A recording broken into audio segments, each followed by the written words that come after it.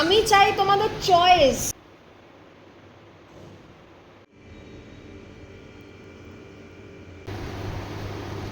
কি হয়েছে সোনা? তো বোতল কই তোর? খেলার বোতল, এই যে বোতল, পেপসির বোতলে খেল।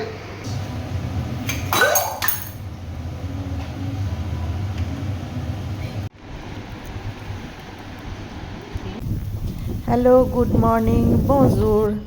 বজুর মানে হচ্ছে ফরাসি ভাষায় গুড মর্নিংকে বলে। হঠাৎ আমার মনে হলো যে একটু তোমাদের সাথে মজা করে বলি। তো যাই হোক, সকালবেলা ভীষণ সুন্দর আকাশ, আর এত কি বলবো, নীলাকাশ দেখে মন একেবারে ফুরফুরে হয়ে গেল। তাই ভাবলাম যে সকালবেলা উঠে বাগানটা একটুখানি পরিচর্যা করি। আর পরিচর্যা বলতে একটুখানি মাটিটা ভালো করে একটু খুঁড়ে দিতে হবে আর কি। আর যেগুলো ঘাসগুলো আছে বা জংলা যে গাছগুলো আছে সেগুলো একটু উপড়ে ফেলে দিতে হবে। তো এরকম করতে করতে পাখির আওয়াজ, তার সাথে মোটর বাইকের আওয়াজ সব মিলেমিশে একাকার আর কি। তো যাই হোক, এইভাবে আমার সকালটা শুরু হলো। আমি শ্রাবন্তী, একটা পজিটিভ ব্লগ নিয়ে তোমাদের সামনে চলে এসেছি। বেঙ্গলি ফিউশনে তোমাদের সবাইকে স্বাগত। সোজা রথ, তারপরে মাঝখানে বিপত্তারিণী পুজো, তারপরে উল্টো রথ, সব চলে গেল, কিন্তু আমার ব্লগ দেওয়া অনেক দিন হলো হয়নি। তাই জন্য তোমাদের কাছে আমি ক্ষমাপ্রার্থী। আর দেখো, এখানে যে রঙ্গন ফুলগুলো ছিল আর কি, আমার আগে থেকেই বাগানে ছিল সেই রঙ্গন গাছ। তো এই হলুদ ফুলের মধ্যে হঠাৎ আমি একদিনকে একটু একটা গোছা লাল ফুল দেখতে পেলাম। জানি না হাইব্রিডের হতে পারে, এরকম ক্রস করে করেছে। তো এখানে দেখো, ভীষণ সুন্দর একটা আকাশ, আর পরিবেশটা এত ভালো লাগছে যে ঘরে তো যাবোই, ঘরে তো সারাদিন কাজ আছেই, কিন্তু একটুখানি বসে নিয়ে একটুখানি চারিদিকে প্রকৃতিটাকে নিজের মধ্যে করে নিয়ে নেওয়া, এটাও কিন্তু একটা বেশ ভালো লাগে আর কি। পেপার লাগবে। তোমার কালারটা কি পছন্দ আমাকে একটু বলবে? আমি বাবাকে জিজ্ঞেস করলাম, ইয়ে পর্দার কি কালার হবে বাবা? যেটা ইচ্ছা। আচ্ছা, তোমার দেওয়ালের কালার না হালকা গ্রিন পিস্তার মতন, তো ওই হিসাব সে আমি যদি ব্লু নিই বা হোয়াইট নিই তাহলে কোনটা বেটার হবে? যেটা ইচ্ছা, যেটা ঠিক লাগে, এইসব উত্তর দেয়। আমি কোথা থেকে শেখাবো? তারপর বলবা এটা দিনে আর ভালো লাগে না। আমি চাই তোমাদের চয়েস। চয়েস অনুযায়ী তোমাদের ডিজাইন করতে। আমার চয়েস না, আমার চয়েস আমি পিঙ্ক করে দেবো, চলবে? ফুল পাত্তা ভাল লাগে তোমার? এই ধরনের ওয়ালপেপার চলবে?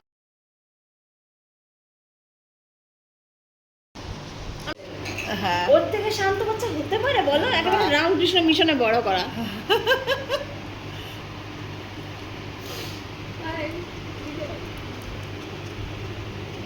বাইরের দিকে জগৎ দেখবে। ব্যাস, ঢুকে গেল ওর খাঁচায়। কি হয়েছে সোনা? তো বোতল কই তোর? খেলার বোতল, এই যে বোতল, পেপসির বোতলে খেল।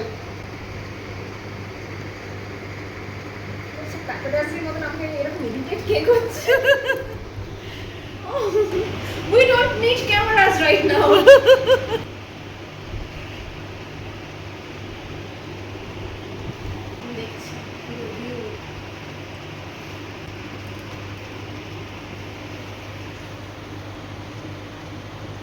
কি যে ভাবছে কে জানে। ওইটুকু মাথার মধ্যে অনেক কিছু চলে। উলি বাবা,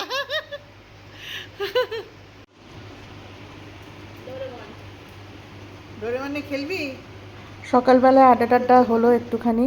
তারপরে এই যে ফুলগুলো আমি গুছিয়ে নিচ্ছি। আমার এইভাবে ফুল ভাগ করে নিতে খুব ভালো লাগে। বিশ্বাস করো, যখন আজকে গাছে সকালে এতগুলো অপরাজিতা ফুল দেখলাম, তখন মনটা খুব খুশি হয়ে গেল। কিন্তু তার সাথে এটাও মনে হলো যে আজকে রবিবার, সোমবারে শ্রাবণ মাসে যদি একটু বেশি অপরাজিতা ফুল পেতাম ভালো হতো। কিন্তু আমি এটা খেয়াল করে দেখেছি, ছাদে যখন অপরাজিতা গাছে আর কি ফুল হয়, যেদিনকে হবে 15-16টা, 20টা, 30টা অবধি হবে, কিন্তু পরের দিন আর একটাও নেই। মানে আমি এটা বুঝতে পারি না কেন এরকম। আমার গাছটা আর কি, ওপরের গাছটা দেখো কি সুন্দর লাগছে দেখতে, কালারফুল। আর তুলসী পাতাগুলো এত বড় বড় হয়েছে, আমি ওরম বড় বড় দেখিনি। এখন কি তুলসী পাতাও হাইব্রিডের হয় কে জানে, আমার অত জানা নেই। এখনও পর্যন্ত যদি তোমাদের ভালো লাগে অবশ্যই একটা লাইক করে দিও।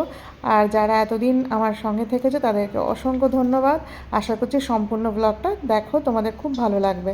আর এখানে দেখো, জবা ফুল নিয়েছি। জবা ফুলগুলো পুরো হোয়াইট। এখানে যে সাদা জবা অনেক হয়েছে, তার সাথে একটা ওই 5 পাতার মতো ফুল, ওর নাম জানি না। রোজই ভাবি জানবো কিন্তু ওই জানা আর হয় না।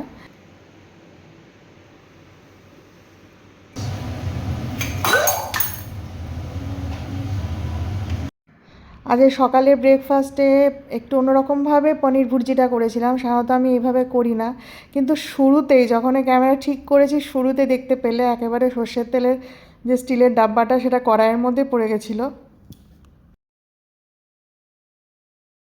এই তো প্রথমে আমি একটু পেঁয়াজটা ভেজে নিলাম আর কি। ইচ্ছা করলে তোমরা রসুনও একটু দিতে পারো, কিন্তু আমার খেয়াল ছিল না বলে আমি রসুনটা দিইনি।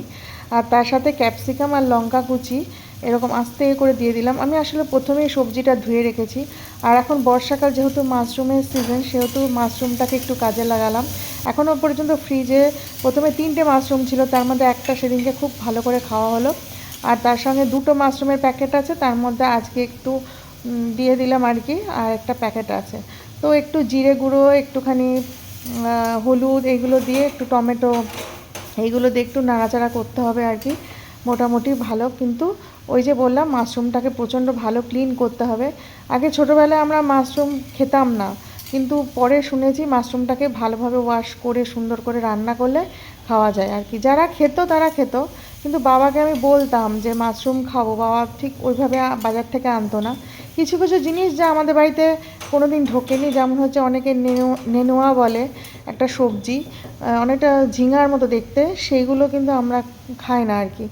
তারপরে এরকম আর কি লাস্টে দেখো পনিরটা দিয়ে দিলাম। এটা তো হোমমেড পনির আর কি, আর খুব সুন্দর হয় আর কি। আমাদের বাড়ি যে দুধওয়ালা আছে, ও একটু জলটা বেশি মেশায় ঠিকই, কিন্তু ভালোই লাগে। দেখো ওদের ব্রেকফাস্ট হয়ে গেল, পেঁয়াজ, একটু পনির আর হচ্ছে একটু রুটি। আর দেবে রুটির সঙ্গে একটু ঘি মাখিয়ে দিলে আরও ভালো লাগে, কিন্তু যেহেতু কালকে রাতে ডিনার একটু রুটি দিয়ে ঘি দিয়ে আর একটু আলু তরকারি করেছিলাম, তা আজকে আবার একটু শুকা রুটি দিলাম। আর এখানে দেখো কি সুন্দর আকাশটা, আমার মনে হলো যে এত সুন্দর আকাশ, আমি এবার নিচের ছাদে চলে এলাম ওপরের ছাদ থেকে। আজকে কেন জানি না আমার খুব ছাদটা ধুতে ইচ্ছা করছিল। তো সবসময় যে আমি ধুই তা না, যে যখন টাইম পায় সে তখন ছাদ ধোয় আর কি। আর এইখানে কী বলো তো, বর্ষাকালে তো জানলাগুলো একটুখানি জলের দাগটা থেকে যায় বৃষ্টির সময়, তো ওটা দেখতে ভালো লাগে না। ওই জন্য আমি এখানে সব ক্লিন করছি, যাতে আরেকটু জল দিয়ে ভালো করে ধুলে যাতে দাগগুলো চলে যায় আর কি। কালকে আমার মেয়ে কিন্তু একটা খুব সুন্দর কথা বলছিল তোমার প্রত্যেকটা দিন কিন্তু সম্পূর্ণ আলাদা। বললাম হ্যাঁ, সেটা তো সবাই জানে। তো বলে তুমি আকাশটার দিকে তাকিয়ে দেখো, আর আজকে যে আকাশের কালারটা দেখবে, যে বাদলটা দেখবে, যেভাবে হাওয়াতে আস্তে আস্তে আস্তে দেখবে, কালকে কিন্তু সেটা সেম থাকবে না। তো আমি বললাম যে সত্যি তো, বললাম নেচার মানেই তো তাই, যে সব কিছু পরিবর্তনশীল এবং সব সময় সবটা পরিবর্তন হতেই থাকে। তো আমরা ভাবি যে আজকের দিনের মতো কালকের দিনটা যাবে, কিন্তু তা হয় না। আবার গতকালের দিনের মতো আজকের দিনটা যাবে, সেটাও সম্ভব নয়।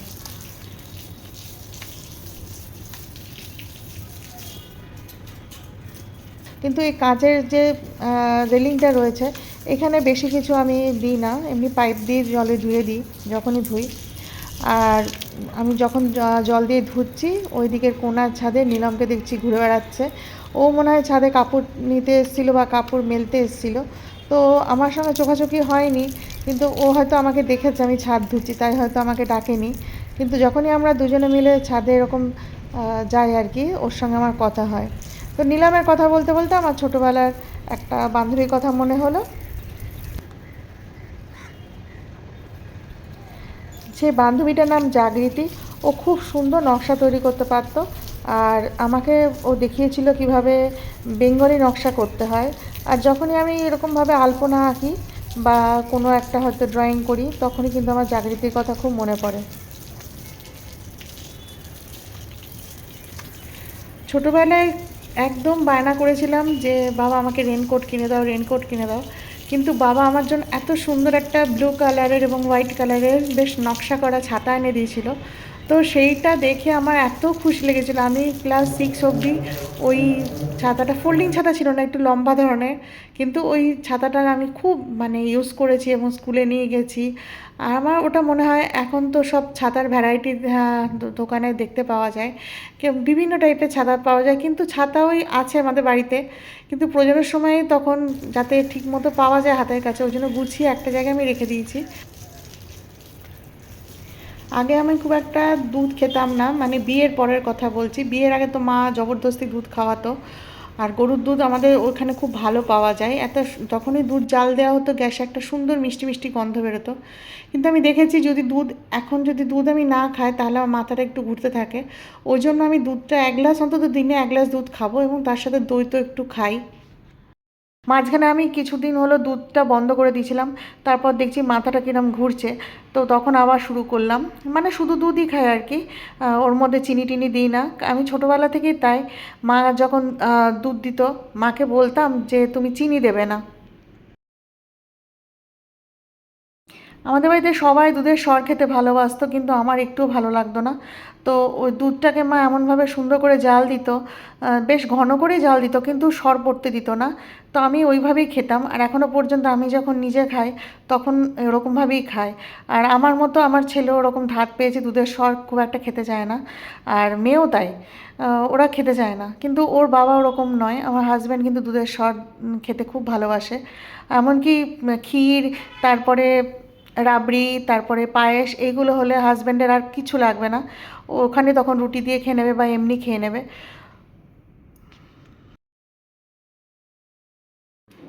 আজকে আমার খুব হাসি পাচ্ছিল, মানে আমি জেনে বুঝে করিনি যে কোন ড্রেসটা পরে এরকমভাবে রান্নাঘর গোছাবো বা পরিষ্কার করব।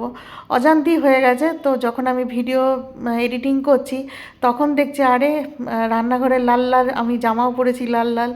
তো আমি এরকমভাবে বাসনগুলো একটু ওই কোনায় দিকে স্টিলের বাসনগুলো রাখি, আর কাঁচের বাসনগুলো আমি সবসময় ড্রয়ারে রাখতেই ভালোবাসি। তবু এক এক সময় ভুল হয়ে যায়, আর তার উপরে যদি মেয়ে তোলে বা আমার হাজব্যান্ড যদি তোলে তো এদিক ওদিক হয়ে যায়, তখন আবার আমাকে গুছিয়ে রাখতে হয়। কারণ যেখানকার জিনিস সেখানে রাখলে কাজের সুবিধাটা অনেক বেশি হয়, আর না হলে চারিদিকে খুঁজতেই থাকো। যেমন আজ সকালবেলায় বটি পাচ্ছিলাম না, খুব অসুবিধা হচ্ছিল।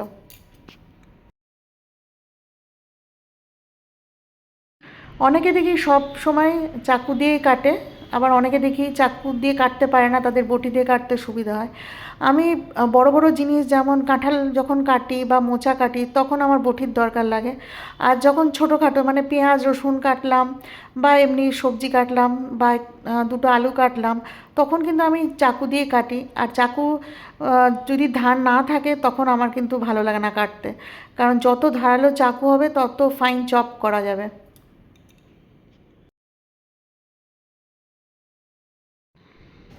আজকে আমার তোজোর কথা মনে হচ্ছিল যখন ম্যাঙ্গো শেক বানাচ্ছিলাম, আর খুব মানে কি বলবো, খেতে খুব ভালোবাসে। ওকে যখনই আমি ম্যাঙ্গো শেক দিই বলবে মা 1.5 গ্লাস ম্যাঙ্গো শেক দেবে। আমরা হয়তো হাফ গ্লাস বা 1.25 গ্লাস খেলাম, কিন্তু ও 1.5 গ্লাস খাবে। ওর আর কি ধোসা খেতে গেলেও খুব পছন্দের, ম্যাঙ্গো শেক এইগুলো ছেলেটার খুব ভালোবাসে খেতে। আর গুড়িয়া তো আমি যে জিনিসই রান্না করে দিই ও বলবে মা দারুণ হয়েছে, সুপার হয়েছে।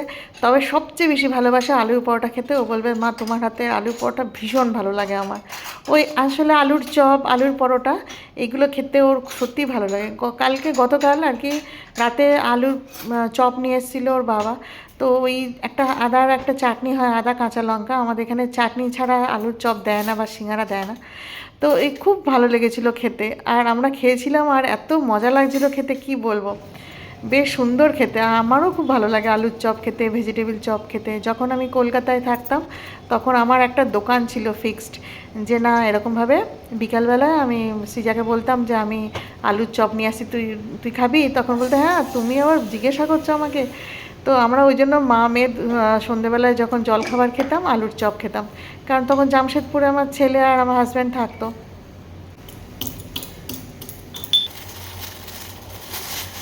আদা ছাড়া কিন্তু আমার চা খেতে একটু ভালো লাগে না, আর একটা যেন অভ্যাস হয়ে গেছে। কিন্তু অনেক সময় সময়ের অভাবে আদা দিই না, কিন্তু ওর বাবা পছন্দ করে একটু ঘন চা আর কি, আর মেয়ে পছন্দ করে একটু পাতলা চা, আর আমার সব কিছুই চলে। তো এখানে দেখো 3 জনে 3 রকমের কাপ নিয়েছি, কারণ আমি আর মেয়ে একটু কম চা খাই আর ওর বাবা একটু বেশি চা খায়। তো এখানে নাচের সাথে আমরা একটুখানি চা খাচ্ছিলাম। তো আজকের মতো ব্লগটা তোমাদের কেমন লাগলো বলবে, আর অবশ্যই একটা লাইক দিয়ে দিও, এবং যদি পারো তো একটু শেয়ারও করে দিও বন্ধুদের সাথে। তো আজকের মতো এখানেই আসছি, টাটা, আবার নেক্সট ব্লগে দেখা হবে।